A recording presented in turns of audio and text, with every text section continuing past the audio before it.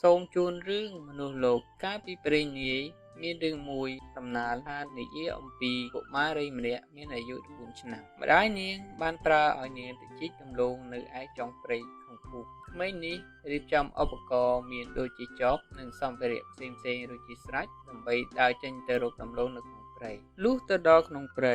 នាងបានសម្លឹងឃើញមានដំបុកធំមួយមានដើមដំឡូងធំនៅក្បែរវាដែលមានរូងជ្រៅកុមារីបានដើរទៅជីកដំឡូងនៅជើងដំបុកនោះហើយនាងក៏បានរបូតផ្លែចបជុះទៅក្នុងរូងជ្រៅនោះ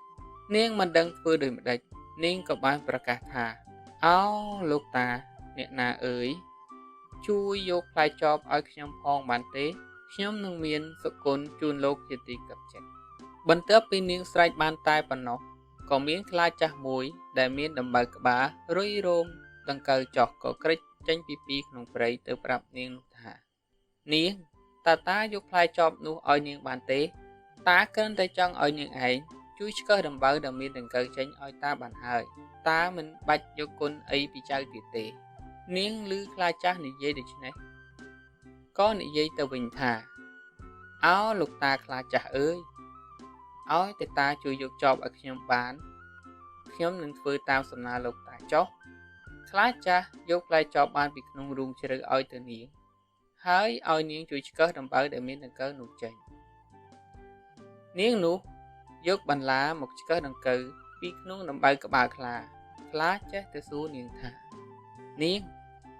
ដំបៅតាស្អុយឬក្រអូបដំបៅតានោះស្អុយណាស់ប៉ុន្តែនាងចេះតែឆ្លើយថាក្រអូបណាស់លោកតាខ្លាចាស់ចេះតែសួរនាងចេះតែឆ្លើយថាក្រអូបជានិច្ចលុះឆ្កឹះដង្កូវចេញអស់ពីក្បាលខ្លាចាស់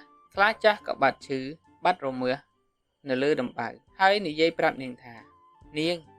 ជួយយកជាលមួយមកឲ្យតាដាក់ដំឡូងឲ្យក្មេងស្រីនោះក៏បានយកជាលមកឲ្យខ្លាចាស់ដាក់សុទ្ធតែមាសប្រាក់ពេញជាលចងមើលជាលជិបឲ្យទៅនាងរួចនិយាយប្រាប់នាងថានាងជាលនេះយកទៅផ្ទះហៅបងប្អូនមកជុំគ្នាហើយបិទទ្វារឲ្យជិតសម្បើកក្មេងស្រីនោះលាខ្លាចាស់ដើរទៅដល់ផ្ទះហើយក៏ហៅបងប្អូនមកជុំគ្នាដូចជាខ្លាចាស់នោះបានប្រាប់រួចក៏បានបើកជាលនោះដល់ពេលបានបើកឃើញសុទ្ធតែមាសប្រាក់កែវកងវិទូសុរកានយ៉ាងច្រើនពួកគេក៏បានចែកគ្នាលុះយូរបន្តិចដំណឹងដែលឮថាក្មេងស្រីបានមាសពេជ្រកែវកងពីខ្លាចាស់ក៏បានឮទៅដល់អ៊ំស្រីសយពេលនោះអ៊ំស្រីគាត់ក៏មានកូនក្រមុំម្នាក់ដែលមានអាយុប្រហាក់ប្រហែលនឹងក្មេងស្រីតូចគាត់ក៏បានបញ្ជាកូនស្រីក្រមុំនោះថាហងឯងមើលកូនគេមើលគេទៅជីកដំឡូងបានមាសប្រាក់យកមកចែកបងប្អូនគេហងឯងទៅជីកបានតែដំឡូងគ្មានបានខ្មោចអ្វីទេថ្ងៃក្រោយស្រីនោះប្រើឲ្យកូនទៅជីកដំឡូងលុះថ្ងៃមួយក្មេងស្រីដែលជាកូនរបស់អ្នកមីងសយ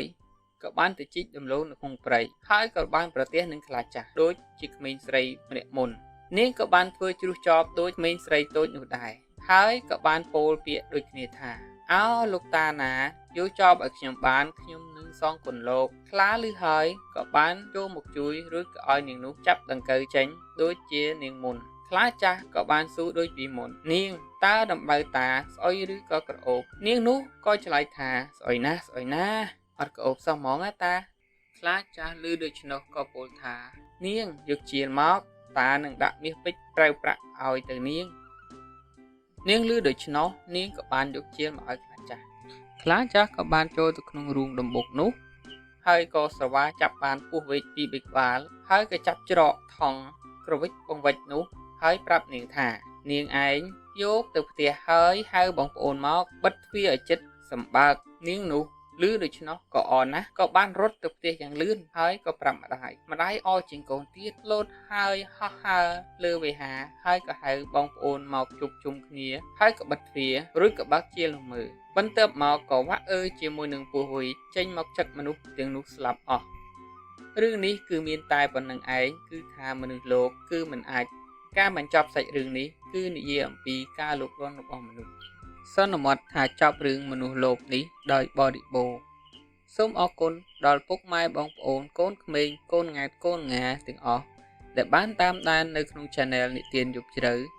សូមឲ្យបងប្អូនទទួលនៅតែសុខសុវត្ថិភាពនិងសុខភាពល្អជារៀងរហូត